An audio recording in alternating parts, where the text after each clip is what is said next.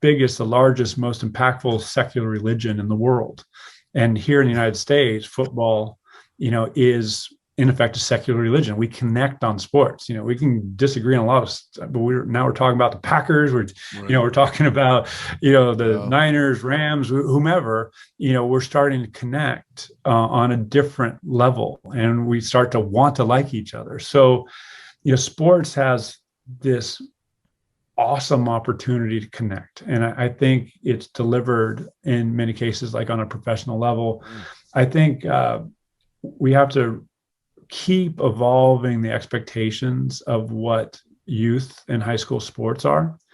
I'm often asked, about, how did you get your kid to, be a good athlete, or kids, because her daughter was doing really well until she got hurt. And one of the things I say is, like, I wish I had actually done less.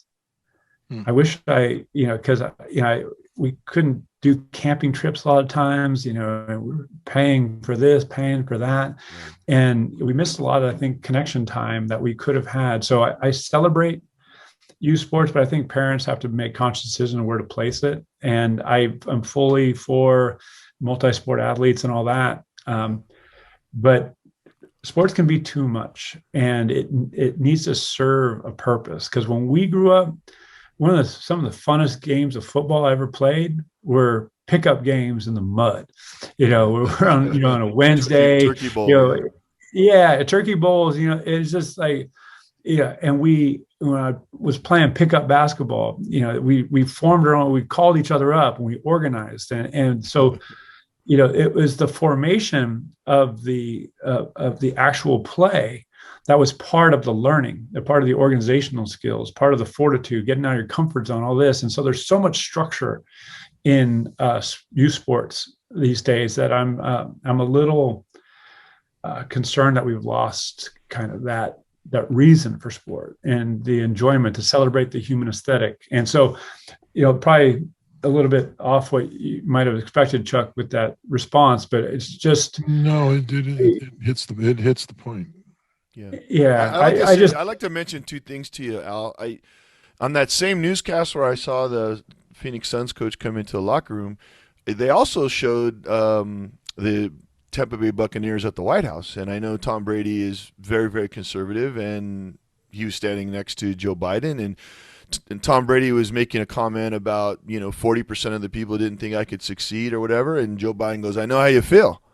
and Tom Brady was like, he almost hugged him. It was awesome. Yeah. I was like, wow, these guys are kind of polar opposites. And it was the sports, But we found our rhythm. We got on a roll. Not a lot of people, think that we could have won. And in fact, I think about 40% of the people still don't think we won.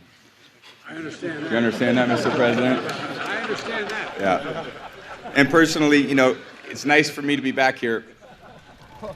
We had a game in Chicago where I forgot what down it was. I lost track of one down in 21 years of playing. And they started calling me Sleepy Tom.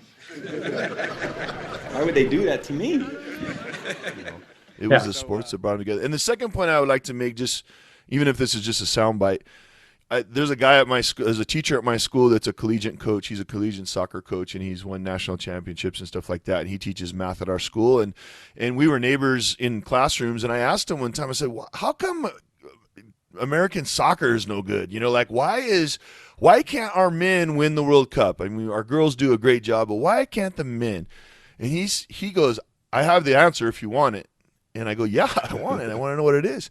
He goes, because at the club level, when they're 9, 10, 11, 12, 13, 14 years old, when they're supposed to be developing skills on how to play soccer organically and beautifully and artistically, they're learning how to win. And that's all the focus is. So if you got a kid that can run a 4-4, you're going to kick the ball long and he's going to run and get it. He doesn't know what to do with it when he gets it at the end. He has no skills at all. He has no skill set. There's no formation to the offense. There's no formation to the defense because he's just a pure athlete.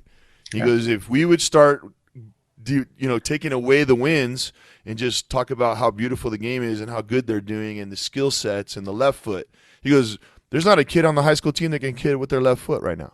Yeah. And I was like, oh, man, he goes, that's essential in everywhere else in the world.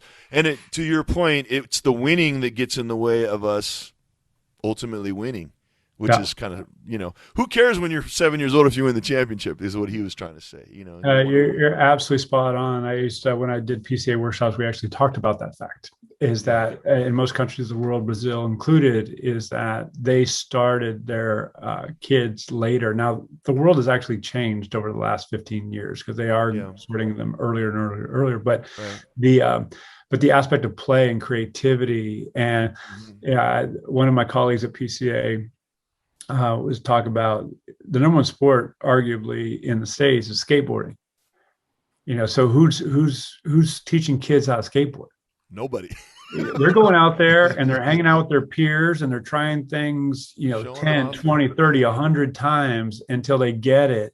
And then, oh, you're doing cool. Tell me how you did that. And they're like, it's a different, it's like soccer used to be in other countries before all the structure was entered into. It's like, if I had any skill at basketball, it's because of that. I went out and I imitated, and I didn't have any coaches. I just had this mental model that I saw on television, and I just went out and tried to imitate and just do my own thing. And not to say that I was some hugely innovative basketball player, but I know that I was doing things that other people, what the hell's that guy doing?